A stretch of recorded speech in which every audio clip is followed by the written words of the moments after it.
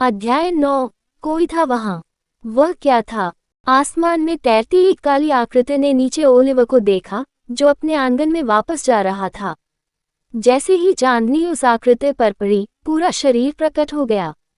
यह कोई इंसान नहीं बल्कि एक सफेद रंग का बिल्ली का बच्चा था। मैं बड़ी मात्रा में एस्पेरा अशांति के कारण यहाँ आया था, लेकिन यह सफेद बिल्ली का बच्चा पूरी तरह से मानवीय भाषा बोलता था। उसने उस स्थान पर नजर डाली जहां लड़का अभी अभी गया था और शालीनता से वहां पहुंच गई। अभी वह कौन सी अशुभ शक्ति थी? एक दानव? नहीं, एक दानव की भावना की तुलना भी इससे नहीं की जा सकती। वह वास्तव में क्या थी, और वह उस लड़की से क्यों आ रही थी? बिल्ली बड़बड़ा रही थी क्योंकि वह चकित होकर कहीं भी नहीं देख रही थी। लेकिन वास्तव में वह अपने सामने एस्पेरा कणों को धीरे धीरे विघटित होते हुए देख रही थी, क्योंकि घने काले और बैंगनी कण उनसे टकरा रहे थे। ऐसा लग रहा था जैसे ओलिवर जो देख सकता था, उससे कहीं अधिक विवरण वह देख रही थी। आखिरकार वह कोई साधारण बिल्ली का बच्चा या बिल्ली नहीं थी। वह मिस्टिक पर्च कबीले की संरक्षक थी। 5 महान कुलों में से प्रत्येक के अपने अपने कुल संरक्षक थे। ये वे संस्थाएं हैं जिनके साथ उनके संस्थापक ओझाओं ने अनुबंध किया था, और जब भी कोई नया कुलपति या कुलमाता कबीले का सिंहासन ग्रहण करता था तो ये अनुबंध हमेशा बदल दिए जाते थे। ये दिलचस्प है। अगर मैं गलत नहीं हूँ तो यह वही है जिसके बारे में ओफेलिया लड़की ने कहा था कि वह जन्म के समय बेकार थी। इसने उस समय एक तूफान खड़ा कर दिया था कि हमारे वंश से कोई व्यक्ति भूख भगाने की प्रतिभा के बिना पैदा हो सकता है। बिल्ली सोचते हुए आगे बढ़ी। और हम यहाँ हैं। इस लड़के ने क्या जगाया है? यह इतना अशुभ था कि मुझे सावधान रहना पड़ा। मैं अगर मैं ये बात ओफेलिया को बताऊं तो वह शायद एक अच्छी अभिव्यक्ति देगी। हा, बिल्ली हंसते हुए पास के एक पेड़ पर कूद पड़ी। लेकिन दुर्भाग्य से वे दोनों इस समय बाहर हैं, अन्यथा वे अब तक यहाँ पहुँच गए होते। क्या ये भाग्य है कि उन्हें ये दिखाई नहीं दिया? जब वह आसमान की ओर देख रही थी तो उसकी आंखों में प्रश्नवाचक दृष्टि थी, मानो भाग्य की डोर को देख रही हो। एक क्षण बाद उसने अपना सिर हिलाया। मैं भाग्य नहीं देख सकता। इस लड़के का भाग्य मेरे स्तर के हिसाब से बहुत जटिल लगता है। क्या मुझे उस व्यक्ति से उसका भाग्य पढ़ने के लिए कहना चाहिए? नहीं, बेहतर होगा कि मैं ऐसा न करूं, नहीं तो इससे परेशानी पैदा हो जाएगी। लेकिन फिर भी अब क्या किया जाए? अपने अगले कदम की गणना करते समय उसके चेहरे पर विचारशील भाव थे। मुझे उसे अपनी निगरानी में रखने की जरूरत है। उसने जो भी शक्ति जगाई है वह ऐसी चीज नहीं है जिसे वह अपने स्तर पर संभाल सके। साथ ही मुझे उसका निरीक्षण करने और यह समझने की जरूरत है कि ओफेलिया उसकी क्षमता को देखने में कैसे असमर्थ थी। उद्धरण चिन्ह। वह एक पेड़ से दूसरे पेड़ पर कूद पड़ी। उसकी दिशा ओलिवर का प्रांगण। उस लड़के में स्पष्ट रूप से अपार क्षमताएं हैं, उस नादिया लड़की से भी अधिक। यदि उसे शुरू से ही सही रास्ते पर नहीं रखा गया तो वह भटक सकता है। या कौन जानता है कि उसने पहले से ही कबीले के प्रति द्वेष रखना शुरू कर दिया हो। ठीक है, इसके लिए उस पर दोष भी नहीं मढ़ा जा सकता। कबीले ने कुछ अजीब नीतियां विकसित की हैं। उसकी गति सामान्य थी, बिल्कुल बिल्ली की तरह, और वह उसके आंगन तक पहुंचने ही वाली थी। मुझे लगता है कि मुझे खुद ही बच्चों की देखभाल करने वाली की भूमिका निभानी होगी। मैं इस मामले में किसी और पर भरोसा नहीं कर सकती। क्या मुझे किसी को बड़ा किए हुए कई सदियां हो गई हैं?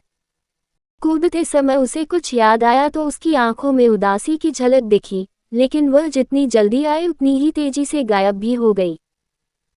लेकिन वह लड़का निश्चित रूप से अद्भुत है, जो इतने लंबे समय तक अपनी भावनाओं और अभिव्यक्तियों को छुपाने में सक्षम है और इतने शांत तरीके से व्यवहार करता है। ये वास्तव में उसकी उम्र के किसी व्यक्ति के लिए कुछ है। वह मुस्कुराई। ऐसा लग रहा था जैसे उसने पहले से ही उस भयानक शक्ति को जागृत नहीं किया था और वह केवल दर्शक बना हुआ था। वह ओलिवर के बारे में नहीं जानती थी कि वह अपनी उम्र के हिसाब से एक प्रतिभाशाली व्यक्ति के रूप में प्रसिद्ध है। उसने उन चीज़ों पर बमुश्किल ध्यान दिया जिनका संबंध भूत प्रेत और भूत प्रेत से नहीं था। और केवल उसे ही नहीं, कबीले के अधिकांश प्रमुख लोगों को ऐसी बातों की परवाह नहीं थी। ओलिवर अधिक से अधिक अपनी नौकरानियों या कुछ नौकरों के बीच थोड़ा ही प्रसिद्ध था। कबीला शक्ति में विश्वास करता था। बुद्धि आवश्यक है, लेकिन केवल एक उपकरण के रूप में। जब तक आप अपनी अपार शक्तियों का उचित उपयोग करने के लिए पर्याप्त बुद्धिमान हैं, तब तक आप किसी असाधारण रूप से चतुर व्यक्ति को आसानी से कुचल सकते हैं। जब तक कोई व्यक्ति बुद्धि की एक निश्चित सीमा को पूरा करता है, वे पर्याप्त हैं।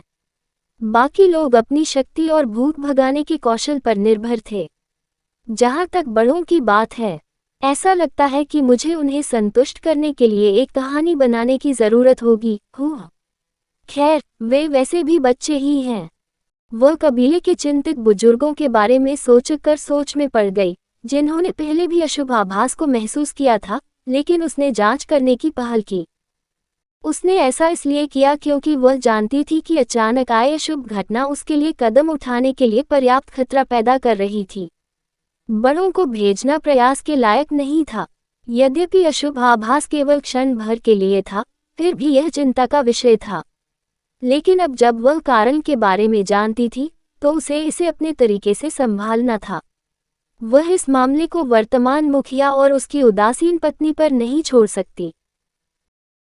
अगर मैं इसे उन पर छोड़ दूं, तो वे शायद उसे एक हत्या मशीन में बदलने की कोशिश करेंगे, जैसा कि वे नादिया के साथ कर रहे हैं। हाँ, ये लड़के मेरी चेतावनियों को नहीं सुनेंगे।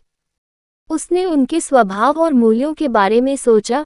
वह नहीं जानती थी कि कब, लेकिन किसी तरह उसने इस बात को नज़रअंदाज कर दिया था कि कबीले के मुखिया कैसे छोटे मोटे काम कर रहे हैं, और इससे पहले कि उसे पता चलता, कबीले की हालत ऐसी हो गई थी। इस बात को ध्यान में रखते हुए वह उनकी अभिभावक के रूप में भी थोड़ी असफल रही थी। हालांकि उनके पालन पोषण या बच्चों के पालन पोषण के तरीके में हस्तक्षेप करना उसका कर्तव्य नहीं था, लेकिन उसे कभी कभी ध्यान देना चाहिए था। लेकिन ओलिवर एक बिल्कुल अलग मामला था। वह उसे उनके पास बिल्कुल भी नहीं छोड़ सकती। यदि उसका पालन पोषण गलत तरीके से किया गया तो यह न केवल कुल के लिए हानिकारक होगा, बल्कि मानव समाज पर भी असर डाल सकता है। राक्षस चालाक और दुष्ट थे, और ऐसे मामले भी थे जब अतीत में शक्तिशाली ओझाओं ने राक्षस जाति के लिए मानवता को धोखा दिया था और अमानवीय विनाश किया था।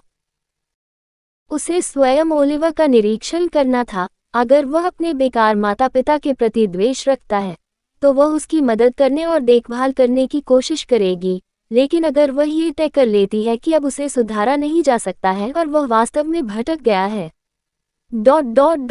तो उसे मारना होगा। कहानी खत्म। अलविदा।